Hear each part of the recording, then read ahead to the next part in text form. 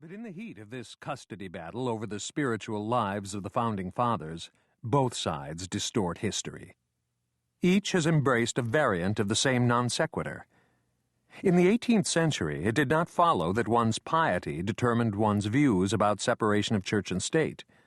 Being pro-religion didn't mean one was anti-separation, and being pro-separation didn't mean one was anti-God. In fact, the culture wars have so warped our sense of history that we typically have a very limited understanding of how we came to have religious liberty. Freedom of conscience, as the founders like to call it, is one of the most important characteristics of American democracy, and yet the real story of how it happened is rarely told. That's what this book will attempt to do. Along the way, we will by necessity trample on some common myths. 1. America was settled as a bastion for religious freedom. Actually, it was settled primarily by people who wanted rule of one religious denomination over others. 2. The Founding Fathers were mostly rebelling against the religious tyranny in Europe. Actually, they were rebelling as much against the religious tyranny they saw among their colonial neighbors. 3. The Founding Fathers wanted religious freedom because they were deists.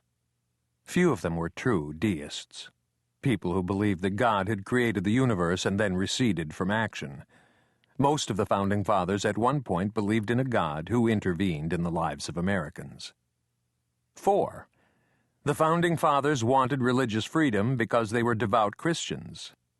Most of them disliked much about organized Christianity, the clerical class, and its theology, especially the common Calvinist doctrine that salvation came only from expressed faith in Jesus, or from being among God's select, rather than through good works.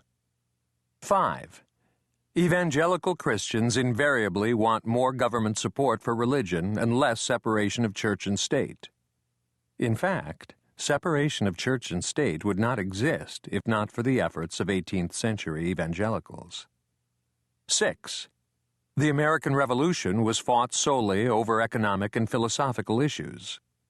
One of the most important factors was religion. 7. The United States was founded as a Christian nation. North America was settled as a Christian realm, and many states did promote Christianity even after the nation's founding. But the United States of America was not established as a Christian nation. 8. The First Amendment was designed to separate church and state throughout the land. Actually, the founders only intended it to apply to the federal government, not the local governments that regulate schools, local courthouses, and town squares. But this book is not, for the most part, about myth-busting or mocking the different sides in the culture wars.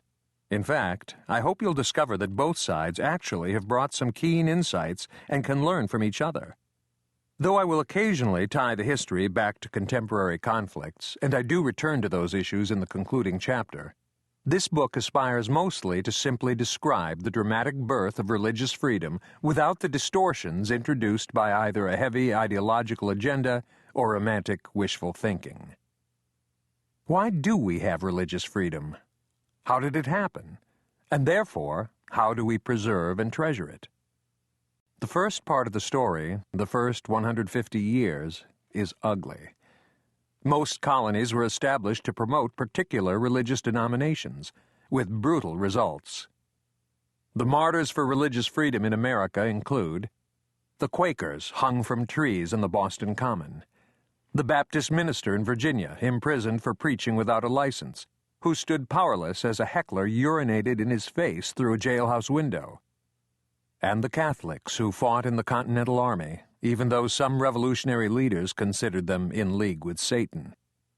Eventually, homegrown persecution helped discredit the idea that government should promote particular religions.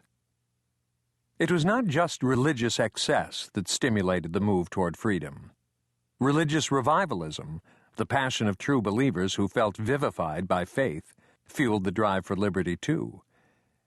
To a degree rarely acknowledged, the American Revolution and the new approach to church and state that resulted were powerfully shaped by the Great Awakening, a period of evangelical resurgence in the mid-17th century led by a cross-eyed preacher named George Whitefield.